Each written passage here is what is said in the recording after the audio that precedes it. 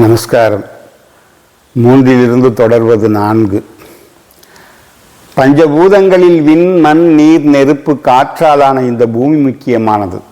அந்த இயற்கையினுடைய இயக்கங்களில் வாழும் உயிர் முக்கியமானது. உயிர் குடிகொண்டிருக்கும் உடல் முக்கியமானது. உடலின் இயக்கத்தாலான குணம் முக்கியமானது. குணத்தால் அமையப்பெற்ற வாழ்க்கை முக்கியமானது. வாழ்க்கையினுடைய மேன்மைக்கு எது முக்கியமானது என்பதுதான் கேள்வி. இங்குதான் பல நூறு உபதேசங்கள் உழன்று கொண்டிருக்கின்றன. பல ஆயிரக்கணக்கான சரித்திரங்கள் புரண்டு கொண்டிருக்கின்றன. மதங்களாலும் இனங்களாலும் இரத்த யுத்தங்கள் நடைபெற்று கொண்டிருக்கின்றது. பல சாம்ராஜ்யங்களுடைய வாழ்க்கை வரலாறு காண்பதும் இங்குதான். சித்தார்த்தன் புத்தனானதும் இயேசு கர்த்தரானதும் நபிகள் இறைமறையானதும் இதன் உண்மைக்காகத்தான்.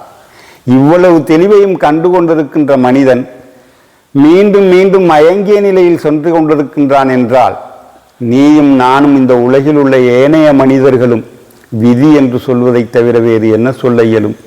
அந்த மதிமயங்கியவர்களுக்கு ஒரு சில கேள்விகளை எழுப்ப விரும்புகின்றேன். உலகம் சுற்றி கொண்டிருக்கின்றது. காலம் ஓடிக்கொண்டிருக்கின்றது.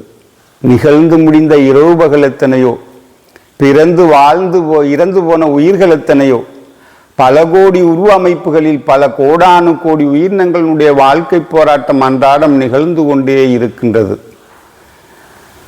உலகம் தோன்றிய முதலும் தெரியவில்லை, அதன் முடிவும் புரியவில்லை. மயங்கிய நிலையில் நிறைய மனிதர்கள். பலருக்கு கேள்வி மட்டும்தான் புரிந்தது, சிலருக்கு மட்டும்தான் பதிலும் தெரிந்தது. தெரிந்தவர்கள் மக்களுக்கு போதித்ததால் ஞானியானார்கள்.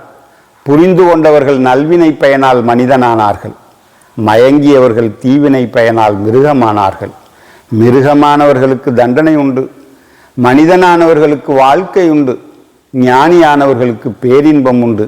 இது உலக போதனை. இதை அறிவாளிகள் கூட்டம் ஏற்றுக்கொள்கின்றது. நியாயவாதிகளுடைய கூட்டம் விவாதிக்கின்றது. ஏமாளிகளுடைய கூட்டம் மறுக்கின்றது. ஏற்றுக்கொண்டவர்கள் தெரிந்து கொண்டதால் அறிவாளி என்ற பட்டம் பெற்றார்கள். விவாதித்தவர்கள் புரிந்து கொண்டதால் நியாயவாதிகள் என்று பட்டம் பெற்றார்கள். மறுத்தவர்கள் ஏமாளிகளானதால் முட்டாள் என்ற பட்டம் பெற்றார்கள்.